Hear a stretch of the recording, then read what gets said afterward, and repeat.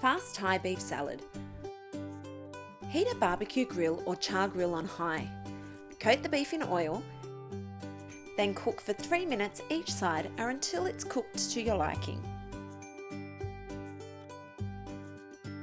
Pop it on a plate, cover loosely with foil and leave it to rest for 5 minutes before cutting into slices. Take a large bowl and add bean sprouts, capsicum, tomato, cucumber, shallots, chilli if you're using it, mint and coriander. Toss together. The easiest way to make the dressing is in a screw top jar. Add sugar, fish sauce, sesame oil and lime juice.